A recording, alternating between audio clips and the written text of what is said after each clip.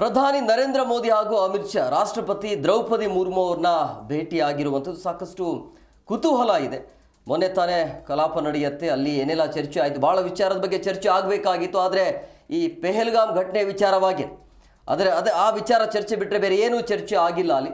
ಅದು ಒಂದು ಕಾರಣ. ಆಮೇಲೆ ಅಮೆರಿಕ ಇದ್ದಕ್ಕಿದ್ದಾಗೆ 25% ಸುಂಕವನ್ನು ವಿಧಿಸಿರುವಂಥದ್ದು, ಅದರ ಬಗ್ಗೆ ಕೂಡ ಚರ್ಚೆ ಮಾಡೋದಕ್ಕೆ ರಾಷ್ಟ್ರಪತಿ ದ್ರೌಪದಿ ಮುರ್ಮು ಅವ್ರನ್ನ ಭೇಟಿ ಮಾಡಲಾಗ್ತಾ ಇದೆ ಅನ್ನುವಂಥ ಮೇಲ್ನೋಟಕ್ಕೆ ಗೊತ್ತಾಗ್ತಾ ಇದೆ. ಸೊ ಈ ಅಧಿವೇಶನದಲ್ಲಿ ಯಾವೆಲ್ಲ ವಿಚಾರದ ಬಗ್ಗೆ ಚರ್ಚೆ ಆಗಬೇಕಾಗಿತ್ತು ಸಂಪೂರ್ಣವಾಗಿ ಆಗಲಿಲ್ಲ.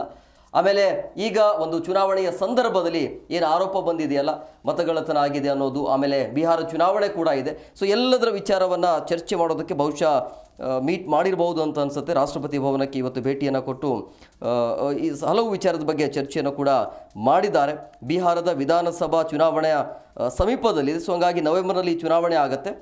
ಇದರ ಬೆನ್ನಲ್ಲೇ ಚುನಾವಣಾ ಆಯೋಗ ಬಿಹಾರದ ಮತದಾರರ ಪಟ್ಟಿ ಪರಿಷ್ಕರಣೆಗೆ ಮುಂದಾಗಿರೋದನ್ನು ವಿಪಕ್ಷಗಳು ತೀವ್ರವಾಗಿ ವಿರೋಧವನ್ನು ವ್ಯಕ್ತಪಡಿಸಿವೆ. ಸೊ ಇಂಡಿಯಾ ಮೈತ್ರಿಕೂಟದ ಪಕ್ಷಗಳ ಸಂಸದರು ಸಂಸತ್ತಿನ ಸಂಕಿರಣದಲ್ಲಿ ಪ್ರತಿಭಟನೆ ನಡೆಸಿ ಮತದಾರರ ಪಟ್ಟಿ ಪರಿಷ್ಕರಣೆಯನ್ನು ರದ್ದುಗೊಳಿಸುವಂತೆ ಒತ್ತಾಯಿಸಿತ್ತು. ಹೀಗಾಗಿ ಸಂಸತ್ನಲ್ಲಿ ಸಂಪೂರ್ಣ ಗದ್ದಲ ಕೂಡ ಏರ್ಪಟ್ಟಿತ್ತು. ಸೊ ಇದರ ಪರಿಣಾಮವಾಗಿ ಈ ಬಾರಿಯ ಒಂದು ಸಂಸತ್ ಅಧಿವೇಶನದಲ್ಲಿ ನಡೆಯಬೇಕಿದ್ದ ಪ್ರಮುಖ ಚರ್ಚೆಗಳು ಸರಿಯಾಗಿ ಆಗಿಲ್ಲ ಅನ್ನೋದು. 21ರಿಂದ ಆರಂಭವಾಗಿರುವಂಥ ಮುಂಗಾರು ಅಧಿವೇಶನದಲ್ಲಿ ಪಾಕಿಸ್ತಾನ ವಿರುದ್ಧದ ಆಪರೇಷನ್ ಸಿಂಧೂರ ಕುರಿತು ಕೇವಲ ಅದೇ ಒಂದು ವಿಚಾರದ ಬಗ್ಗೆ ಚರ್ಚೆ ಆಗಿರೋದ್ರಿಂದಾಗಿ ಮುಂದೆ ಏನು ಮಾಡಬೇಕು ಅನ್ನೋದ್ರ ಬಗ್ಗೆ ಚರ್ಚೆ ಆಗಿರುತ್ತೆ.